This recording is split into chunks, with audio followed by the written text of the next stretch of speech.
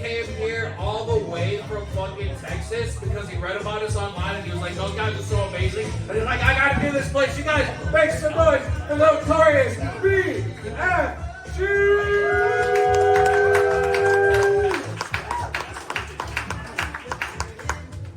Yes, Notorious BFG. That stands for bald, fat, grandpa. It all kind of fits, right? But my real name is Ed. But I didn't like it because some of you might remember, some of it is coming up on the radio again. These ads. Do you have ED? Erectile dysfunction. Those of you who don't know, that's when you try to put the marshmallow in the coin slot. It doesn't work. So I didn't want to go through life with my first name associated with the male disaster of ED, because now I know how my sister Chlamydia feels. Yeah, I'm 69 years old. Nice. Right? Oh. That's what you get for just showing up, you know? But I'll tell you what. I don't get laid nearly as much as I want to. But back when I was in my 20s, holy shit was I hot. I was so fucking hot. I used to scream my own name out during sex. But now I put on weight, I've lost my look, so I gotta rely, in order to get laid, I gotta rely on the other bulge in my pants, my sexy wallet, right? I've been a lawyer 43 years and I've maintained a certain amount of financial stability.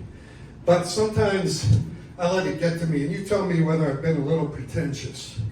I have just finished my second swimming pool. Do you think that's too much? No. But I've decided not to put any water in it. I'm going to keep it for my guests who can't swim.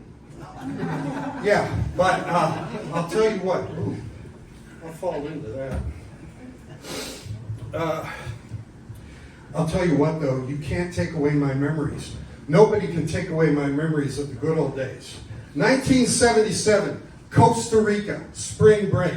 I managed to have sex with 13 people over the course of 3 days. Let's hear it for the effort. Yeah. But I'll tell you what, I'm worried about bragging about that too much because I got arrested and gang raped in jail. But I'll tell you what, no kidding aside, I've been married to the same beautiful Mexican woman for 34 years. 3 adult children, they're all doing real well. But after 34 years, we still have fights. We were in a fight over something stupid the other day, and she told me if I was going to grow as a person, I needed to embrace my mistakes. Embrace my mistakes. So I gave her a big hug. I said, oh, that got me into trouble. How do I get out of trouble? I knew she wanted to go to Europe. So I went out and I got a dart and a map of Europe. I hung it up in the kitchen. And I said, sweetheart, you throw this dart at Europe, wherever it lands, that's where our next vacation. She was so excited and I was out of trouble. So next summer, we're going to spend 1 week behind the refrigerator. I laughed so hard at that, I got in more trouble. Again, maybe I overdid it, you tell me. I went out and I got, I love you, Julie, tattooed on my dick. Yeah. Thought that would get me something. She wasn't impressed at all. She said I was just trying to put words in her mouth. I'm originally from northeastern Pennsylvania, and I'll tell you a little bit about my family. My mother once told me she gave a hand job to Stephen Hawking. Isn't that a weird thing to tell your son? Hand job to Stephen Hawking. She said it was her stroke of genius. And my dad, oh, he was such a big help to me. I was going to a Catholic elementary school in this small town, and we had a bully. He was 2 years ahead of us, but he'd been held back. 2 years. So imagine in middle school how much bigger he was than the rest of us. We were all petrified of him. But his gig was, hey, bunk, tie my shoe. And we would do it because we were petrified of him. I would do it. I was ashamed of myself. So I asked my dad, what can I do? We got the bully. He does this thing. He makes me tie his shoe. I'm humiliated. What should I do? My dad says, bully. Bullies are cowards. If he's a bully, he's a coward.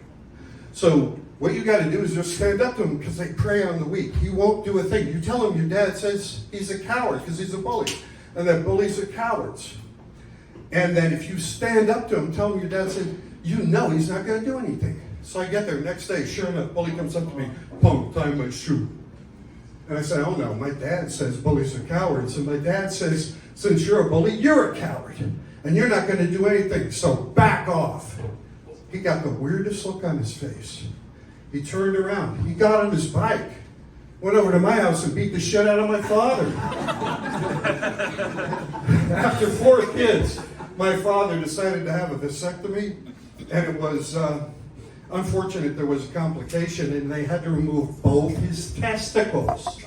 And they figured he wouldn't be very pleased about that. So when he woke up, they said, sorry, sir, your vasectomy is fine, but there was a complication. We had to remove both your testicles. Oh, did I get the line? Yeah, I gotta. Oh, I didn't see that. I'm the first time. That's good. We're don't worry. Okay, coming to the stage, you guys. We got one of our favorite guests. He's insane. He's awesome. Make some noise for Simon Says.